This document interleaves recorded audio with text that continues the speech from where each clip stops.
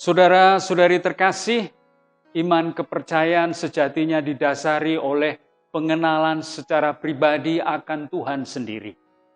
Semakin seseorang mengenal siapa itu Tuhan dan mengenali apa kehendaknya, maka dia bisa dikatakan semakin beriman. Maka iman kepercayaan bukan hanya dimengerti sebagai satu kepercayaan yang statis, tetapi harus dibangun dengan perjuangan sehari-hari bagaimana seseorang mengenal, berjumpa dengan Tuhan secara pribadi. Bacaan Injil hari ini menyoroti bagaimana pergumulan orang-orang Yunani yang ingin berjumpa dengan Yesus dan bagaimana Yesus memperkenalkan siapa dirinya kepada mereka.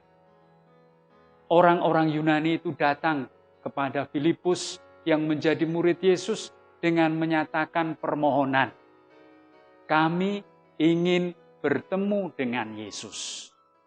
Dan Filipus menjadi perantara antara orang-orang Yunani dengan Yesus. Sangat menarik bahwa yang ingin berjumpa itu adalah orang-orang Yunani. Mereka bukan termasuk dalam kalangan bangsa Yahudi.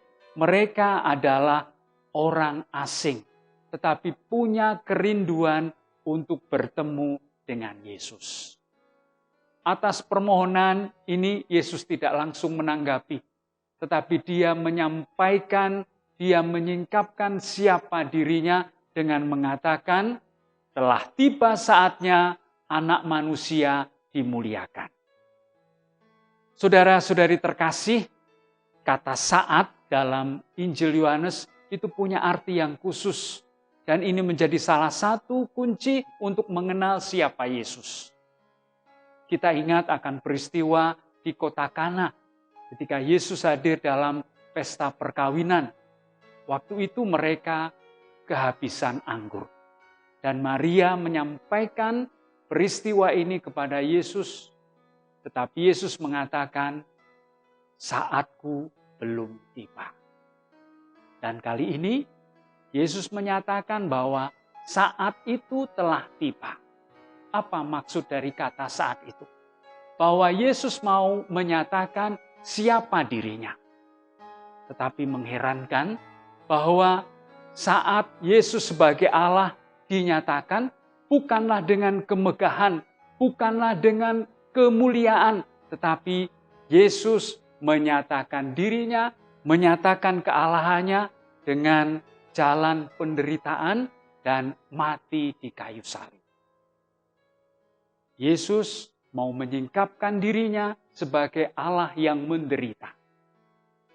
Saat yang disampaikan oleh Yesus bukan ditentukan oleh pihak lain, tetapi ditentukan oleh Bapanya sendiri. Dan di sini kita melihat bagaimana Yesus sungguh taat kepada kehendak Bapanya.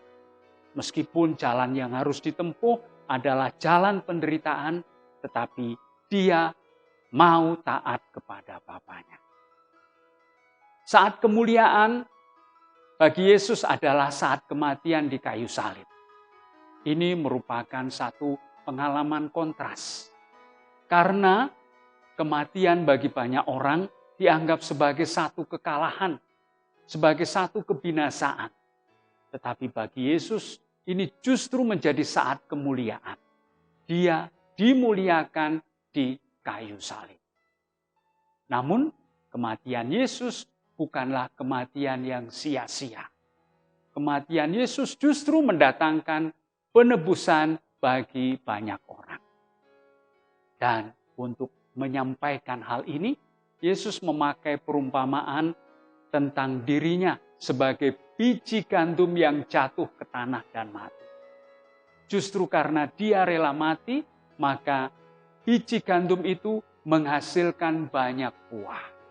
Kematian sang biji gandum bukanlah kematian yang sia-sia, tetapi kematian yang mendatangkan rahmat. Dan itulah kematian Yesus Kristus. Dia membawa penebusan bagi banyak orang.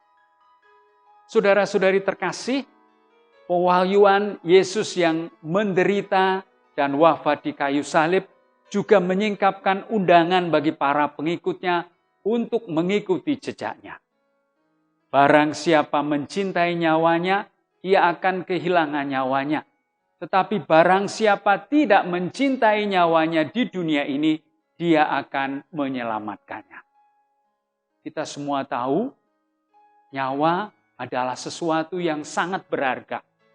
Orang rela mempertaruhkan apa saja demi menyelamatkan nyawanya. Tetapi Yesus mengundang para muridnya untuk menyerahkan nyawa. Apa maksudnya? Pernyataan ini tidak bisa dimengerti dalam arti hurufiah. Bahwa Yesus mengajak kita untuk mengorbankan sesuatu yang sangat berharga demi Tuhan sendiri.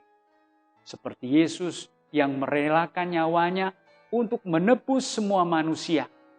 Begitu pula kita diajak untuk merelakan sesuatu yang sangat berharga dalam diri kita demi kebaikan banyak orang. Saudara-saudari terkasih, orang Yunani datang kepada Yesus dan ingin menjumpai Dia. Kita pun diajak untuk melakukan hal yang sama. Yesus mengundang kita untuk datang kepadanya. Kita diajak untuk mengenal, berjumpa siapa Yesus. Dan perjumpaan kita dengan Yesus mengundang konsekuensi. Kita pun harus ikut serta memikul salib seperti yang dilakukan oleh Yesus. Pertanyaan untuk kita, sudah siapkah kita? Amin.